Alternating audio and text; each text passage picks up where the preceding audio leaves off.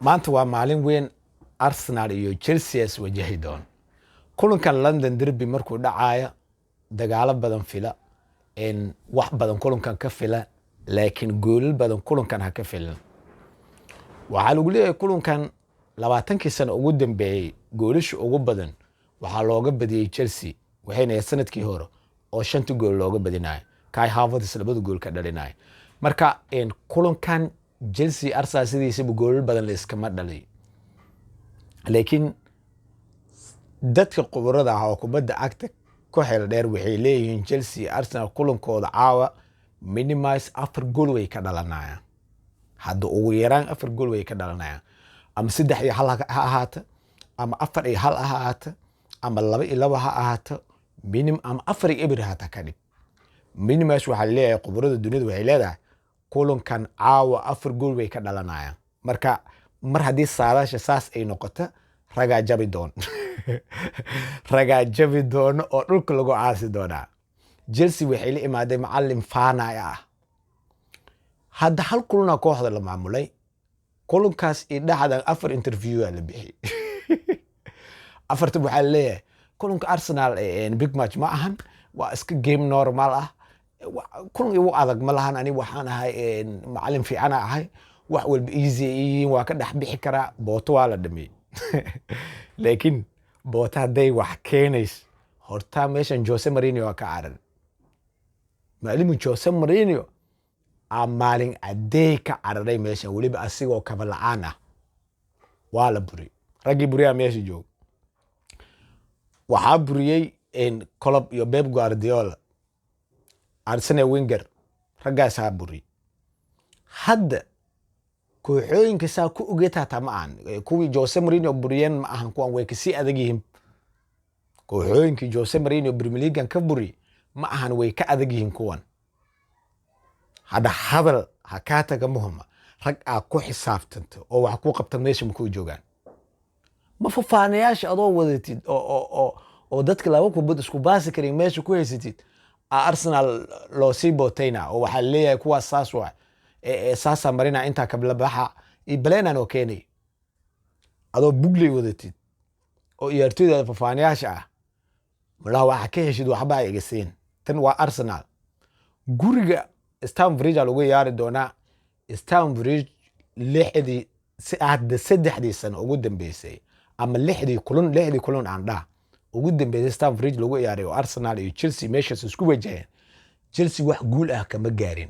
Emirates meel iska dhig Stamford Bridge guriga Chelsea lixdii kulan ugu dambeysay Chelsea wax guul kuma gaarin waa la iska hadlaa oo hadashaa igaar meesha marka hadalaa ka soo faktay macallinkan caawa ciyaarta kadib interview u bixin doonaan rabaa saxaafadu wuxuu kula hadli doon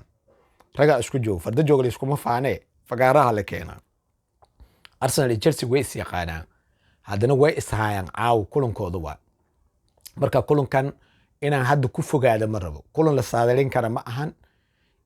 Arsenal waxa leeyahay Saliba Shaki la gelinayaa Calavorio sidoo kale uu maqan yahay ninkii oo masquer ahaa sidoo kale uu maqan yahay laakiin Arsenal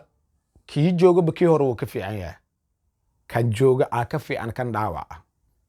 koox loo cabsado maahan Arteta kooxdan uu soo dhis 5 sano soo dhisay 5 sano kooxdan dhisida ka socotay 5 sano waa la soo dhisay bis waa la soo diyaariyay waa la soo kobciyay hadda sanadkii lixaad waa markaan dagaalay joogtaa wixii la dhisay iyo wixii la sameeyay waa la sameeyay kooxda sida la rabay waa loo soo dhisay marka hadda dagaalay joogtaa Manchester United sidoo kale waxay keentay macallin Carrick keentay Carrick kulamadii hore hadda ka hore macallinku Milgar Manchester United wuxuu ahaa top kooxdaas si fiican u ahaayay haddana Carrick waxa leeyahay 75% uu ka fiicnaan doonaa midkan hadda la buriyay Michael Carrick waa macallin oo legend u ah Manchester United kooxdana dhiigu u shubo wax walba ka filaan leeyahay marka Manchester City lagu cabsinayaa Manchester City waxa leeyahay hadaa u baratay mid oo iska bursanaysin marka waxa imaaday kooxda raggi dhiigu u soo daaday oo dhiigu u soo shubay oo halgeemiyaashii Manchester United oo guuldarada kooxda ka doorbida inay dhintaan maanta wataan. hadda waa Carrick, qof kale ma ninkan ka hadlayo. Carrick waa legend Manchester, waa halgamaa Manchester, waa nin Manchester United dhiig u soo shubay. Manchester United guuldaradeedu wuxuu ka doorbidaa la leeyahay geerida inay asaga xaleesho. Si fiican u maqal. haddaad tagtaa Manchester City meeshaas wax badanaa ka soo socda. hadda de kulanka ugu horeeyay ninkan ee Carrick ciyaari doona wuxuu la ciyaari doonaa deriskiisa ama classic. waa kulan classic waa Manchester derby. Pep Guardiola oo xaaladdu ku xun tahay, Manchester United oo iyadana xaaladdu ku xun tahay, oo weli Manchester United u sii dheer macallinkii inay burisay oo macallin cusub keentay ay iswajahi doon. Classicada maalimahan way socotaa. waxaa isqaban doona Arsenal iyo Chelsea derby London. haddana Carrickna waxaa lagu soo dhaweyn doonaa derby Manchester. labadan Manchester City Manchester United macallinkeeda iyo Chelsea macallinkeeda waxay wajahi doonaan leeyahay kulamo classic oo derby dagaal u baahan, juhdi u baahan, waqti u baahan, oo u baahan in face to face loo dagaal. beerjilec ma jira, wax qof kale u naxariisan doono ma jira. marka Carrick iyo Okialos midka Okialaha qaato warka badan oo iska hadlaa kan uu iska hadlaa. laakiin ninka rag waxa uu aqaan ninka Carrick oo kale. Carrick hadda fiiri uu aaminsan yahay wuxuu diyaa isla maalintii la magacaabay shaqadiisa hore ka soo galay kooxdiisa tababar iyo tradingkiisa uu la sameeyay. wuxuu isku jacbursanaya wax ku dagaalamo raadinaya. laakiin igaar meeshan wuxuu la imaaday arka hadda la imaaday qariya ku soo xigta waa huba. waa ka barakici doonta meeshan. marka macallinkan arka ku jira waxa leeyahay wax meesha uu ku haayo ma lahan. waa showbistoon wax uu haayo ma lahan. war hadal ka dhici Arsenal aabay ku sugaysaa. marka Carrick waxa leeyahay wuu isdiyaariyay Michael Carrick wuu isdiyaariyay wuxuuna diyaar u yahay inuu wajaho kooxda kubadda cagta Manchester City asiga oo koox soo diyaarsaday oo xidiga uu ku dagaalamo soo diyaarsaday. waxaa kaloo la sheegayaa kooxda kubadda cagta ee Liverpool inuu qaban doono ninka hadda Xavi Alonso oo goor dhaweed shaqada laga ariyay shaqada Real Madrid shaqada ka burisay inuu macallin ka noqon doono kooxda kubadda cagta Liverpool xilli ciyaareedka soo socda ama xitaa xilli ciyaareedkan dhexdiisa leeyahay. marka waxay u arkaan bedelka macallinkan oo Liverpool oo hadda wareersan ay u arkaan Xavi Alonso inuu noqon doono. tan xigtay Xavi Alonso shalay interview bixiyay kadib shaqada markii laga buriyay wuxuuna u eedsanayaa shaqadiisa in laga buriyo ama dusha ka saaraya kooxda kubadda cagta Arsenal. Xavi Alonso wuxuu dhahay in kooxda kubadda cagta Real Madrid laga buriyo mas'uuliyadeedu waxaa siinaya u dhahay maamulka Real Madrid iyo kooxda kubadda cagta Arsenal. Arsenal waxay iga qaadatay u dhahay xidigii aan u qorshaystay qadka dhexe inaan ku duulo. Real Madridna waxay ka gaabisaa u dhahay xidigii aan u dirsaday qadka dhexe inay igu soo adkeeyaan kaas oo aan ka rabay kooxda inuu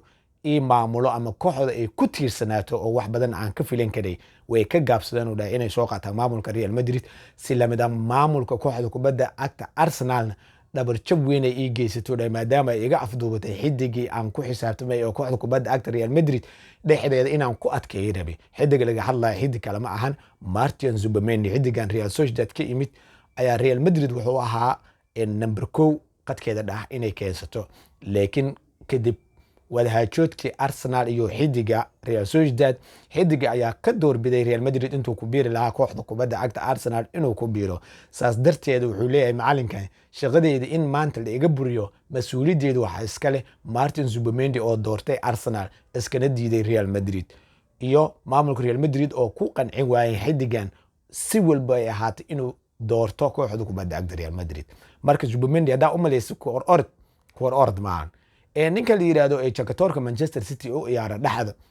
ninka la yiraahdo Rodri ayaa wareysi bixiyay hadda ka hor markii oo xulka oo Isbaanishka uu ku guuleystay koobabka iska aruursaday oo waliba ninkan oo ka maqan Rodri oo ka maqan markuu xulka iska aruursay koobabka wuxuu dhahay Zubimendi meesha joogo nin raga meesha uu tagay Rodri asaas dhahay nin ragaa meesha ugu tagay yani Rodri Zubimendi ugu tagay meesha nin adag waa Zubimendi wax walba waa laga filan karaa u dhahay marka Arsenal fans wiilkiin ilaashta Zubimendi waa